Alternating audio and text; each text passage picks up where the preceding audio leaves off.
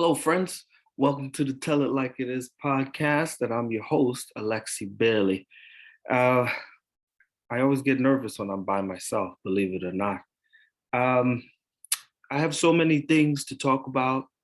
I'm very excited about the show and the direction that the podcast has been going in. A lot of meaningful conversations, a lot of meaningful connections, building on a lot of next steps. Um, so much of growth and development is just owning it and embodying that. Um, I've always wanted to have my own show, and I always felt like I had a lot to say. And so many times, the conversations which I initiated, um, the recipients were always mesmerized and wanting to hear more. I think the biggest hurdle for me is that people live in such a world where that requires them to be busy, and I think you just have to vibrate above that, work at times when people are not busy or find people who have different availability. Um, with that said, I always like to recap the intention of the podcast because a lot of people don't fully, they haven't been along for the full journey. But one of the things with the podcast is highlighting people's personal journey, people's personal narrative and experiences, right? We all go through what we go through. And I think a lot of times we don't really have a platform to share that. And we really don't have a receptive audience to talk about it with. Um, and I think that there's a unique benefit with that because people people really can learn from each other. And what you learn is not something you don't already know, but the idea is we're all going through the same thing. And we're all in different states of career development, professional development, personal personal growth. And when you hear someone else mirror what you're experiencing, what you're going through, it almost gives you an empowerment, right? So this is empowerment through conversation. And I'm a parent now. So as a parent, when I talk about what I'm going through, you can relate to that and say, oh, I'm also experiencing the same thing. And I think there's also something very valuable because I think we don't get to hear people who are outside of our circle and what they're experiencing. And I think the more we connect with people outside of our circle, we can realize that our circle is smaller than it needs to be. I think there's a beautiful patchwork that is humanity, that we can all borrow and grow and help each other and build each other up. And we don't spend enough time in community, in conversation with communal building. So this podcast just gives space, time for that. I have some interesting guests lined up, and I think for the most part, people have been receptive and they're interested in sharing their story. I think people need a platform to share their story because no one wants to just talk to the camera like this, me included, right? You want to be in conversation. I think conversation brings out an element of it's like you're talking to a screen, and I think most of us would feel more comfortable, or it would just give a different vibe, which I think most of us prefer.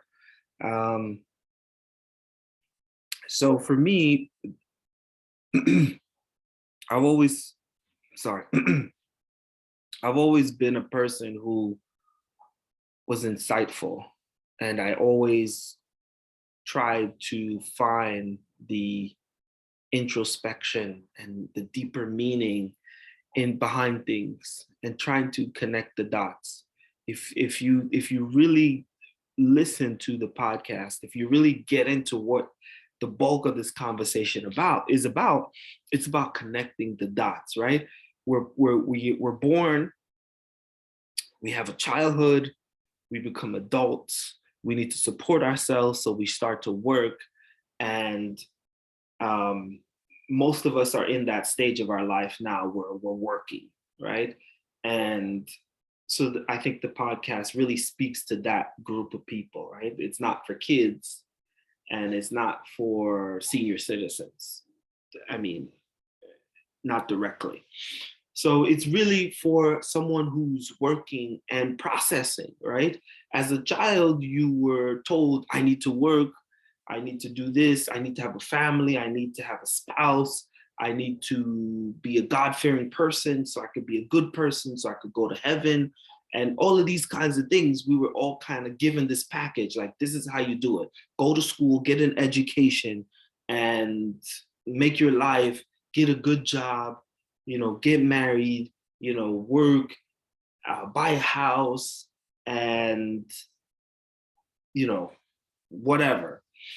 So really, this podcast really talks about us, like this generation. You could be 21, just getting out of school, going to work, or you could be 65, still working, or just retired, and you're still processing this experience that we're having. So this is a chance for us to kind of bounce ideas off each other, hear other people's ideas, and kind of borrow from each other. I think right now there's a big movement of entrepreneurship and other streams of income.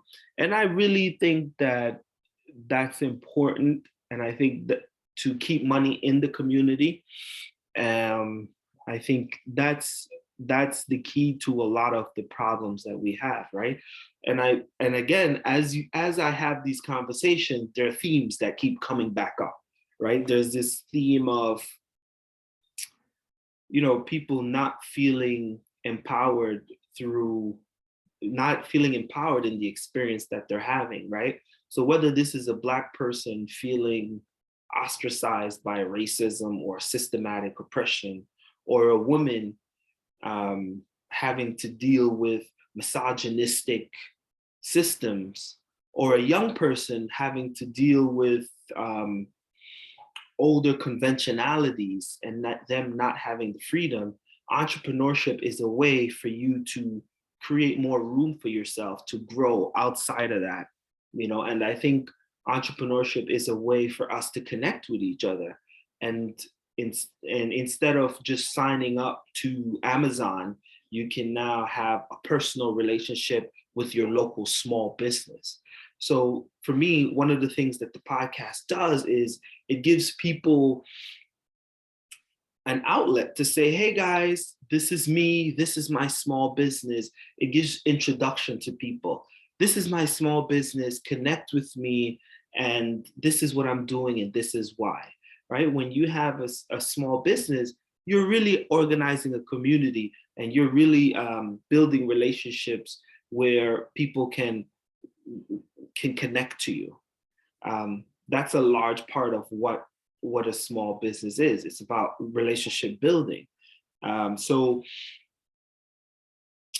I use the podcast to encourage people to be a truer version of themselves, a better version of themselves, right? That's one of those catch phrases that we have right now.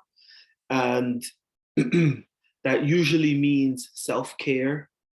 That usually means reflecting on, childhood traumas and working through that. So when I invite someone on the podcast, I don't want to be prying, but I invite people to kind of share the growth. Like, what have you been through? How have you evolved through it? What are you currently working through? Because again, that's therapeutic to you. That's therapeutic to the audience. And I'm up to 57 conversations right now. And the whole journey has been very eye-opening for me, because I continue to hear that the things that I struggle with is not just me. And a lot of times when my guests reference a book or reference a term or an idea or a person in history, I go and I look it up. So I've gotten so much encouragement, information, and I continue to build with that. And,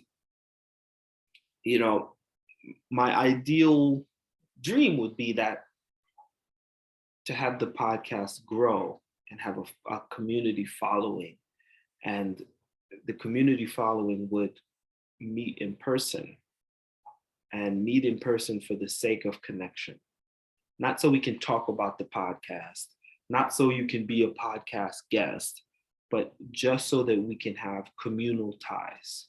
I think communal ties are something that we can all use more of, and I'm a big proponent of that. And everything I do, I resonate around communal ties, and us being there for one another and the value of that.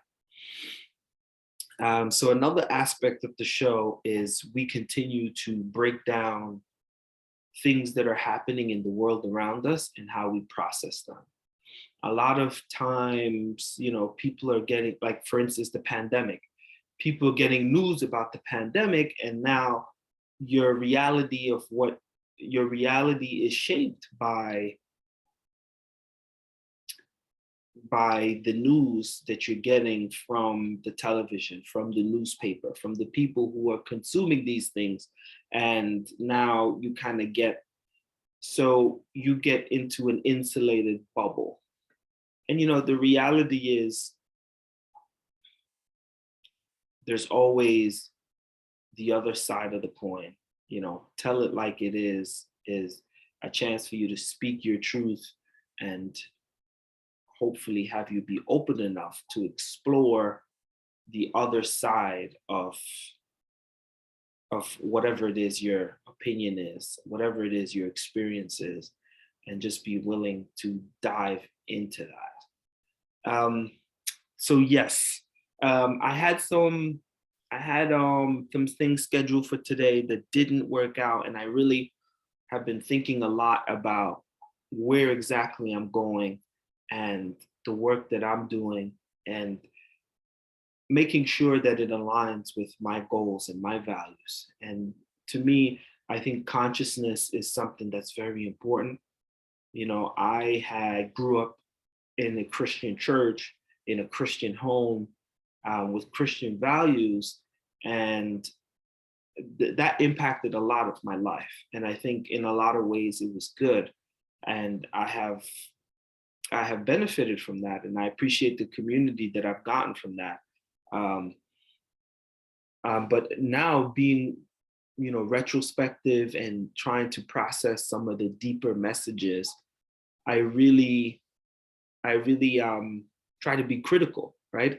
If you know me, I'm a critical person. I try to be critical of all of my ideas, right? And I invite you to be critical, right? The idea is, why do you know what you know? How do you come to know that? What is it based on? Like, do you think that because someone told you, or did you come to that conclusion on your own experience? So a lot of my experience, in the Christian church was, I was told this is what we believe, and if you're a part of this church, this is what you believe. And I found that when I asked questions outside of that, when I had questions and thoughts that didn't quite sync up with what I was being told, in a lot of ways I felt suppressed. And at some point, between reading the Bible on my own and just thinking about the biblical themes on my own, I began to question some of the things to me that didn't make sense. And basically, I was told, if you're thinking outside of what we're telling you, then you should be skeptical about it, because it may be from the devil. And with all that said, I have no issue with any of that, but for anyone else who wants to go that route. But I think for a long time, being a child, a young man, I struggled with that, because I had very clear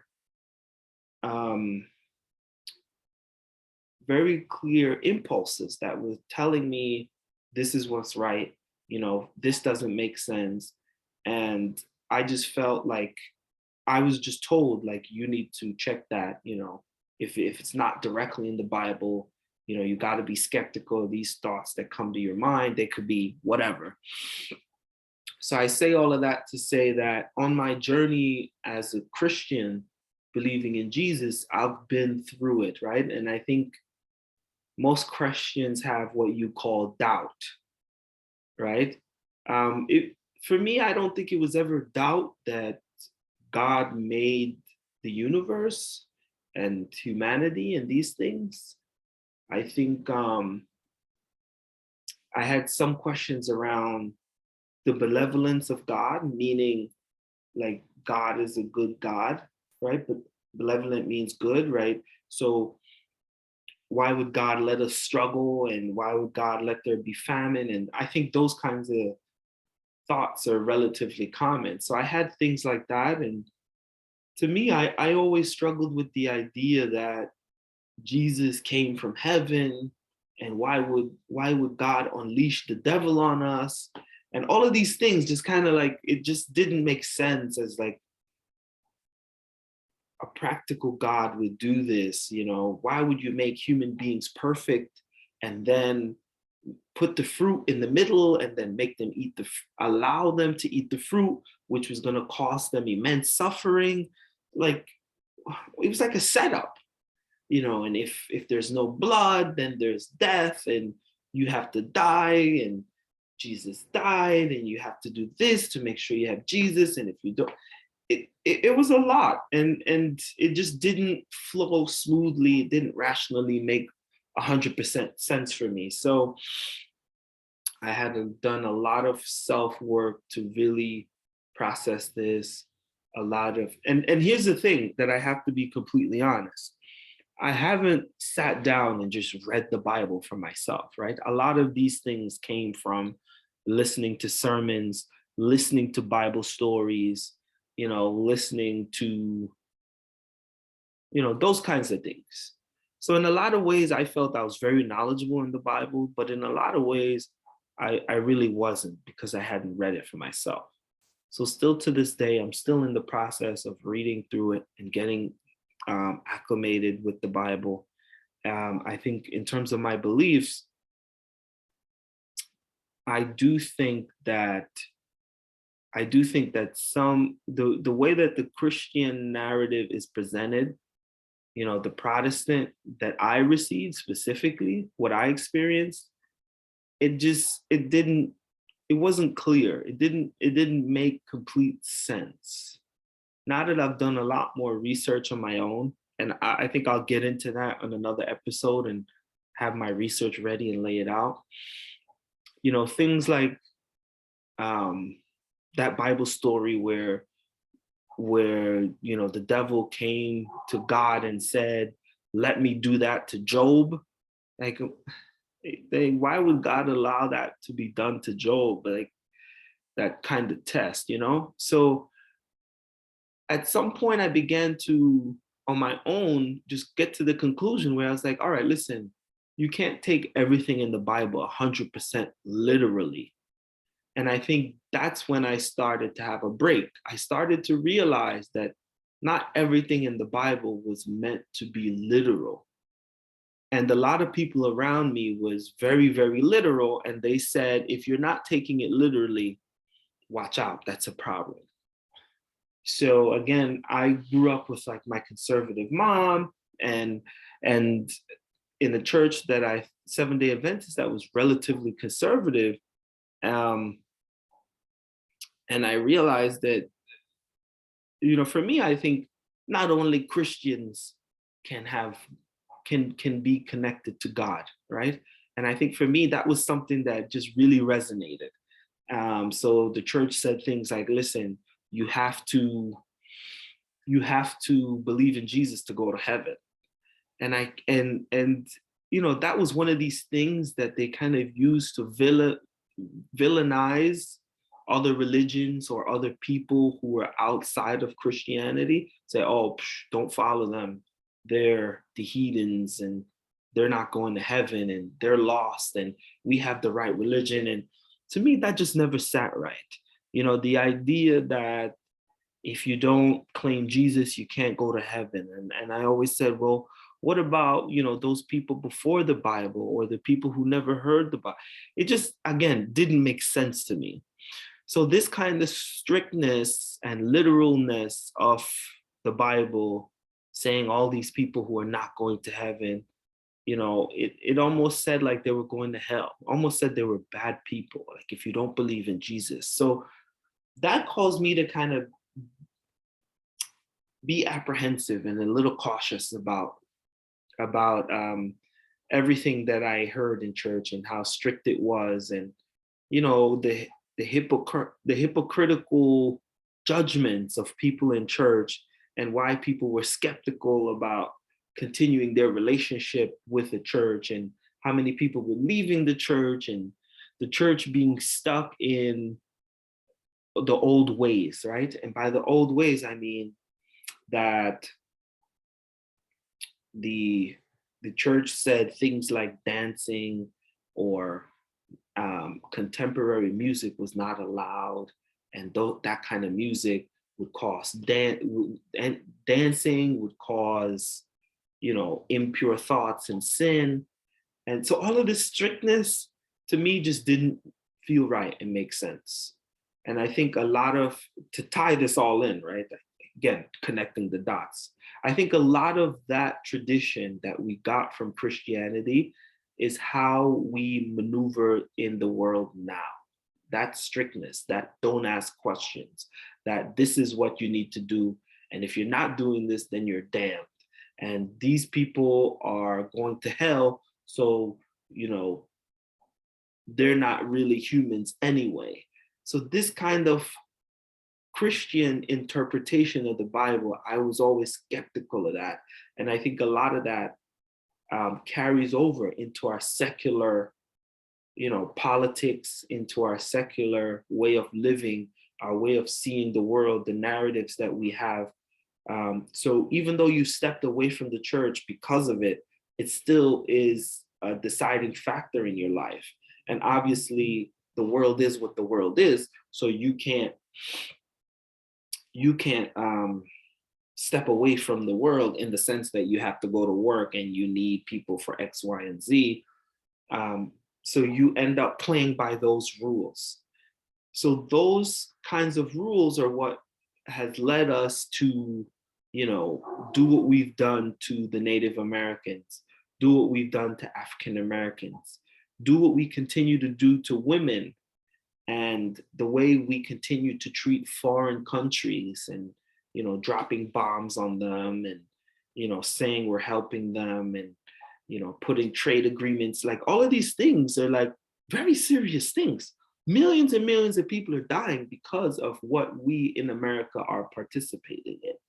And whether or not you actively participate in that, like, as a human being, that Africa, the continent, is being raped economically. You know that. You know that people in India, and I could list so many places, they're being taken advantage of, Chinese sweatshops. So because, we're here living good and better than them, and we have our different kinds of stress, and we don't have the energy to worry about that, we're turning an eye to that. And for me, one of the underlying themes of this podcast is, what are we going to do about our humanity? What are we going to do about what we're doing as a society? Because we're still not taking care of women. We're still not taking care of the poor right here in America. We're still not taking care of African Americans. And we're still not doing all the things we know we should be doing. We're still mismanaging the tax dollars. We still have politicians who are corrupt and selling us out to the corporations. And I'm not someone who's a genius who's saying something that no one else knows. Like, I'm not saying something like smart or new. Like, this is happening. We know it's happening. What are we doing? So in the meantime, as I'm having conversations with people, to me, that's an underlying question. Like, what are we doing here? Are we going to fix this or what? But for me, what I keep seeing is how those issues that we're ignoring it's causing our health to decline. Because we're not taking care of the environment, we are eating cheaper and cheaper, which is causing us to get sick, right? And because we are so sick and we're so overworked, we don't have time to take care of our kids, and we're stressed. And who has time to worry about social justice? So for me, the conversation is, we have to come together. We have to support each other in a way that we can kind of break the chain, break the cycle. Something's not right. So it has, to me, it's not about Christianity or a religion or changing a religion or a political party or ending capitalism, but I think it's about making the choices that are going to change the way our world functions and sees itself. And this is a big project, right? And I have this term that I came up, which is a bold reimagining, right? So this big shift is a bold reimagining. And, the general reaction from most people is, Alexi, that'll never happen. You know it. And I just can't lock into that idea, because otherwise you're just signing your death certificate, your grandkids' death certificate. So we have to continue to challenge these notions. We have to continue to challenge these divisions, right? These stereotypes, these conceptions about the other. We saw footage of what's happening at the Mexican border, and Mexicans are trying to come into America. And, we basically took everything away from Mexico and then locked the gate. Of course, they're going to try to come to America. It's the same thing with the Africans and, these other people around the world. And the scary thing is we're continuing to do that. And I mean, I'm not trying to single out America, because we know China's doing it. These other countries, their goal is to rape other countries, and even though it's legal, it's not right. So yeah, Tell It Like It Is podcast is a chance for you to talk about your truth, and I don't push people to think what I think. I just want to hear what they think. We talk about everything from today's news to history to, lighthearted personal things, sports, entertainment. Just try to kick it and be human, celebrate our humanity. And at the end of the day, I think, the podcast is a time capsule of where we were and who wants to be on the right side of history. It still blows my mind that in the 1960s, people were fighting for better schools. People were begging for their school to get funding. People were begging for their hospital to look like the hospital in the rich town, and now when you turn on the news, it's the same exact thing. Like literally nothing has changed. So I get stuck in the nothing has changed. And then the other side of that is, well, Alexi, there is progress. So the nothing has changed, there is progress.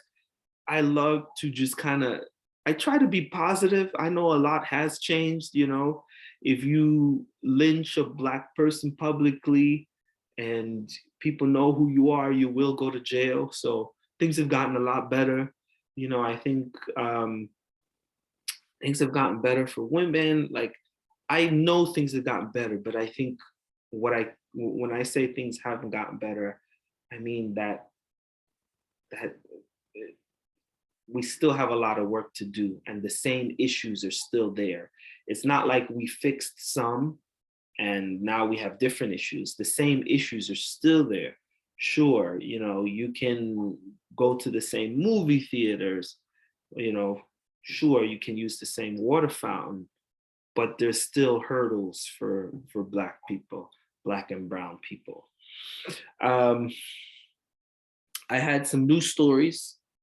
In the news, they're still talking about Trump running again. and I plan to talk about that. Um, I would easily say, oh, Trump, he's not going to be the president again, but I'm even shocked that we're engaging a conversation of him running again. I'm not surprised that he was not indicted on any criminal charges. I think for me, it's clear that the president has been given a get out of jail free card on any criminal activity he does while being president. So he was relatively comfortable doing those things. And even to this day, we're like, okay, we know you did this insurrection. We know you incited this. We know you did that. We know you have documents. But he's still talking about running again? Like, that's really bad. Come on. Like, as Americans, we really have to say, like, listen, we made a mistake. We let you be president for 4 years. But this is my personal opinion. There's no way we're going to entertain you even running again. And if you got on that Republican ticket as a Republican, you should be ashamed. You should. You should still be ashamed from everything he did, and you still should be making public apologies and adjustments for this. That's how I feel about Trump. I mean, there's something about America which my last guest said doesn't surprise me. America just is this place where you can kind of get away with atrocities in the name of profits. So it's just kind of like, and you just like, it's happening. There's a lot of talk now about, today's February 9th. So there's a lot of talk right now about the mask mandate being lifted. I mean, that's exciting. I think by the end of the month, in schools and small businesses in New York, they're talking about that. Like, that's a big deal. I'm sure some people think it's a bad idea. We're still in the pandemic. Let's be honest here. As much as people like me and myself want to get back to normal, and I'm like, I'm vaccinated, leave me alone, we're still in the pandemic. And with these amounts of deaths that they keep announcing every day, you should be cautious to whatever level you want. But at the same time, I think there's a lot of people who's ready to take their mask off, and they don't want to be, So I think at the end of the month, when these masks start coming off, there's going to be some level of backlash, right? Every step that the CDC has made, there's been some level of backlash. So look for that. New Jersey, I think it's March 7th, the schools are going to be lifting the mask mandate. And by the end of February, New York City businesses. The other thing in the news is Whoopi Goldberg got suspended for 2 weeks from The View. She made a comment saying that Jews are not a race. And I think in that moment, she was speaking to, I think she was just mentioning that as a side point. Honestly, I didn't watch the whole conversation. I did watch the clip. I think that the Jews have been through so much, and they've done a lot of work to get their respect.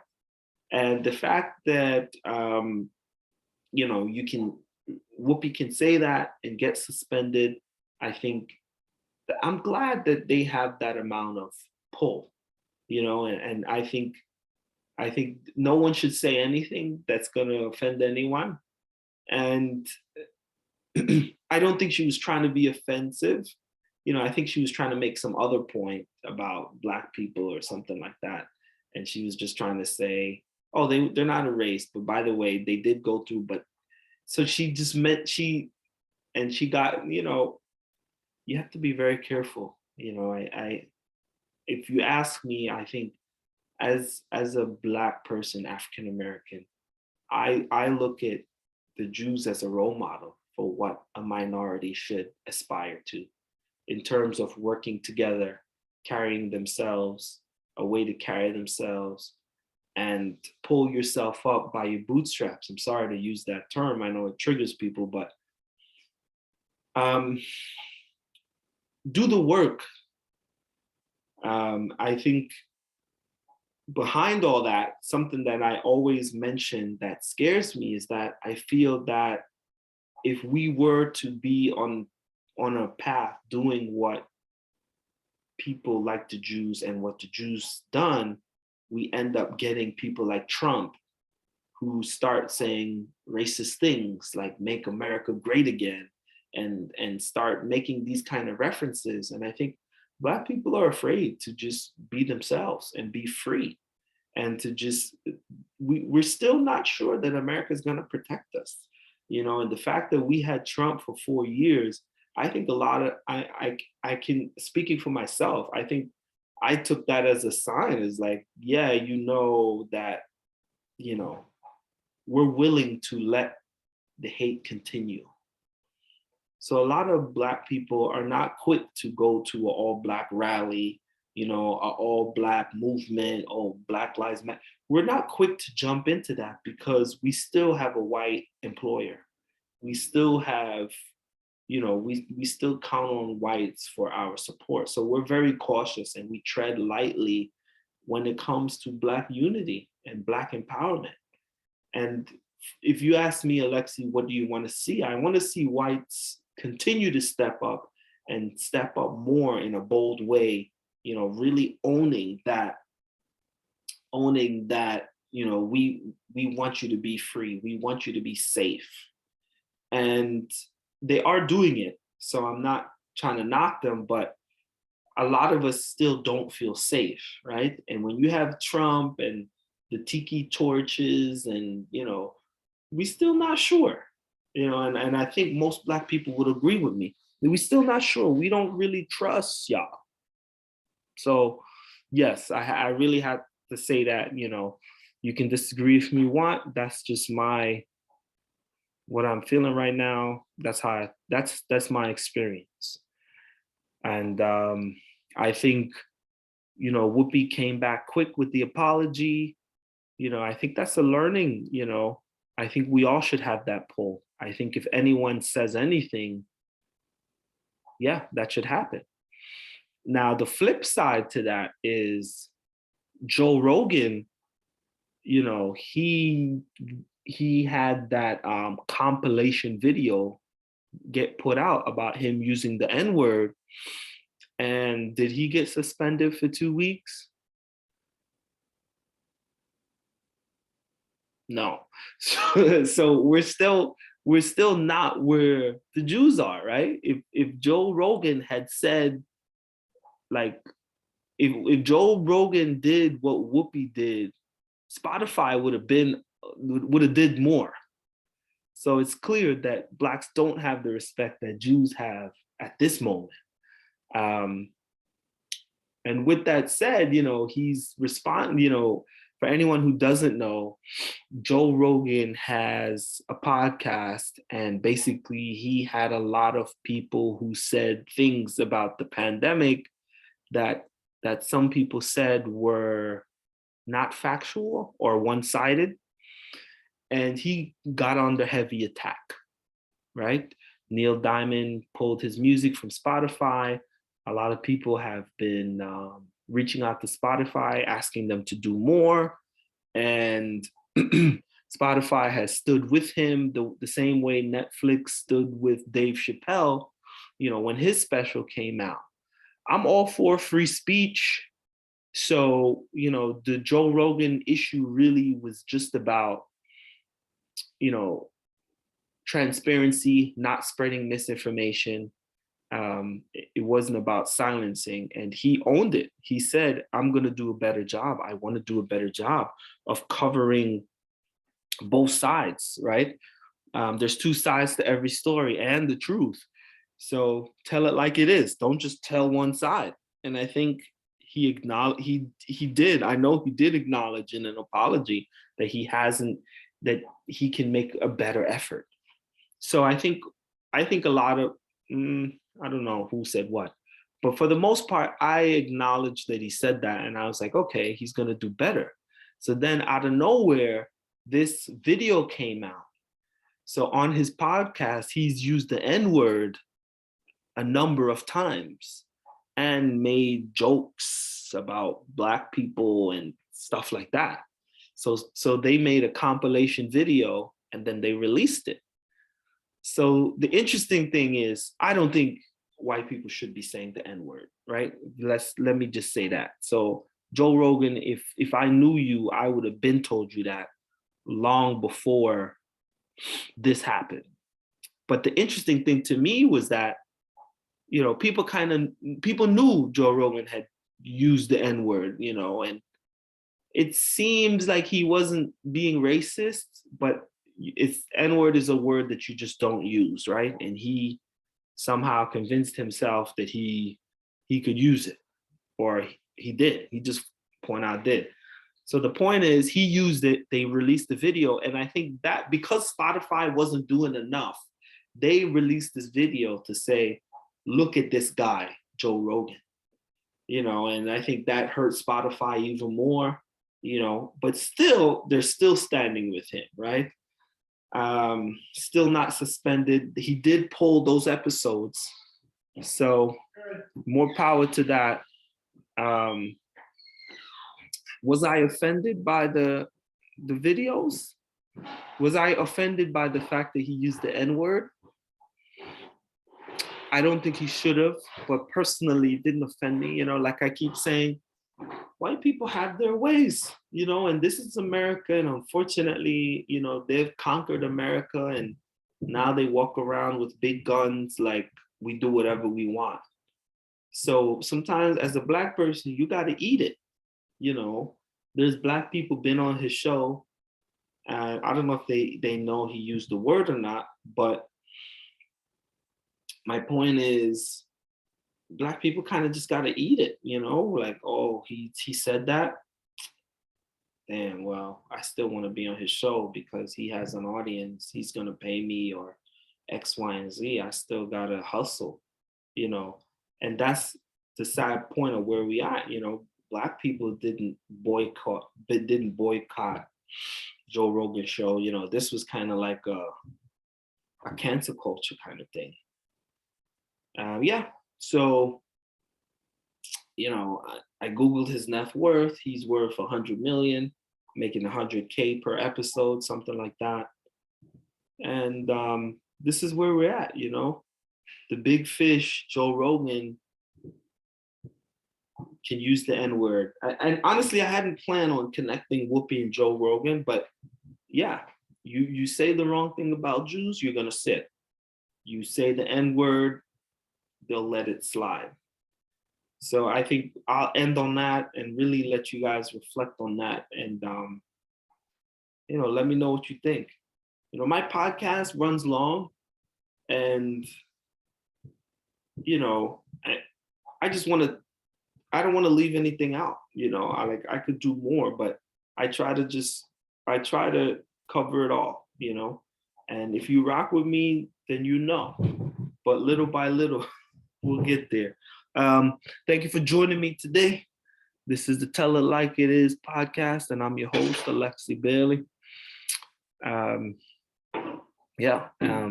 Thankful that I have the opportunity and the clarity of mind. I'll end on this. My dad, when he got cancer, and he had a brain tumor in his head. He started getting headaches, went to the doctor, and long story short, it was right around here. And that, if this area is I think it might have been the left side, was the speech center of the brain. And towards the end of his life, he couldn't talk. So to me, I think having the privilege to be able to speak is very meaningful to me, and I don't take that for granted. So I continue to use that to give voice to the powerless, and give voice to the issues that I think are relevant, serious.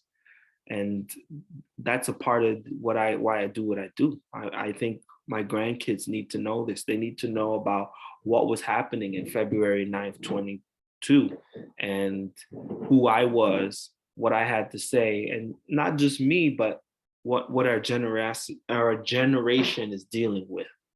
So yeah, I think it's important. My point is, it's important that we have a voice, and it's important that we use that voice, and it's important that we move in a way that lets our voice be heard amongst our community, to strengthen our community and let others in our community know that we value them. Without community, nothing can be done. And that's how I live my life. So thank you for joining me as I tell it like it is. And you have a great day. And hopefully you're joining me soon. And feel free to like, comment, subscribe, but reach out to me. If you'd like to be a guest, if you made it this far, you should be a guest. I'm doing panels, and I just want people to talk about and empower each other and empower themselves to speak freely about truth and injustice, so that we can move past it and boldly reimagine an America and a world that treats everyone well. And I believe it will happen.